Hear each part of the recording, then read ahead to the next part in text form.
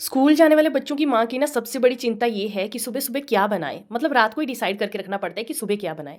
तो सुबह-सुबह ना आज मैंने पिछले कल महाशिवरात्रि थी, तो दूसरे दिन के लिए मैंने सुबह के लिए ये मेन्यू बना के रख दिया था कि मुझे आलू की सब्ज़ी और साथ में भंडारे वाले आलू होते हैं ना, वो वाली सब्ज़ी और साथ में ही पूड़ी बनानी है। तो बस मैं यहाँ पे सुबह-सुबह उठ के ना आलू की सब्ज़ी बनाने स्टार्ट हो गई। साथ-साथ ही मैं अपनी कुशाग्री को भी उठा देती हूँ क्योंकि बहुत जल्दी मतलब 5 बजे मैं उठ जाती हूँ और साढ़े 5 बजे मैं कुशाग्री को उठा उठा देती हूँ। तो बस थोड़ी देर बाद मतलब 1-2 घंटे बाद उसकी बस आ जाती है।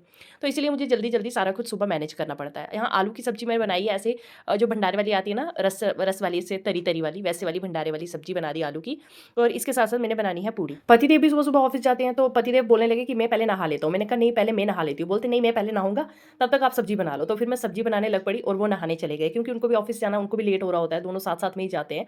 तो बस यहाँ पे मैंने जल्दी से सब्ज़ी बना दी, उसके बाद मैं चली गई नहाने, नहा के और फिर मैं आ गई थी अंदर और मैंने सबसे पहले अपनी बेटी को यूनिफ़ॉर्म दी पहनने के लिए और फिर उसके बाद मैंने पूजा की और पूजा करके मैं आ गई किचन में।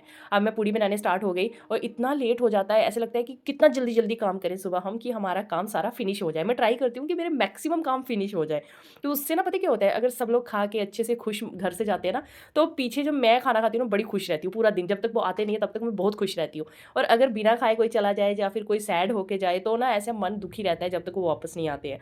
तो यही इसीलिए मैं ट्राई करती हूँ कि सुबह-सुबह मेरे सारे काम एकदम हो जाने चाहिए पूरी तरह से। तो यहाँ पे मैं खाना बना के पतिदेव को देकर आई हूँ, पतिदेव खा रहे हैं और साथ-साथ में मैं अपनी बेटी के लिए भी पूड़ी बना रही हूँ, उसको भी साथ-साथ में देती जाऊँगी। तो साथ-साथ मुझे रेडी भी करना है, साथ-साथ में खाना भी बनाना है, तो सारे काम एक साथ मेरे चल रहे होते हैं। पूड़ी खाने का मज़ा तभी है जब गरमा-गरम मिले, तो मैं पतिदेव को एक-एक गरम-गरम पूड़ी बना के देती जाती हूँ और वो खाते जाते हैं। वैसे चपाती वगैरह में ऐसा कुछ नहीं है कि गरम-गरम हम बना के रख देते हैं और फिर उसी हिसाब से जैसे टाइम मैनेजमेंट तो वैसे ही करते हैं हम काम, ऐसा कुछ नहीं है कि मतलब टाइम लेट हो रहा है तो हमें उसी टाइम गरम-गरम सब बनाना है, तो जैसा टाइम हो उसी के अकॉर्डिंग, अगर टाइम ज़्यादा हो तो गरम-गरम बना लो, अगर टाइम कम हो तो बना के रख लो। ऐसा रहता है हमारा। तो पतिदेव ने पूड़ी और सब्ज़ी खा ली, उनको बहुत पसंद है आलू की सब्ज़ी और पूड़ी, तो मैंने सोचा बोलने लगे कि मेरे लिए पैक भी कर देना। मैंने कहा चलो ठीक है, तो मैंने उनके लिए पैक भी कर दिया साथ ले जाने के लिए और बेटी के लिए भी यहाँ पे लंच बॉक्स रेडी कर रही हूँ और सुबह-सुबह ये कुछ काम होते हैं जो एकदम मतलब बहुत जल्दी-जल्दी करने पड़ते हैं।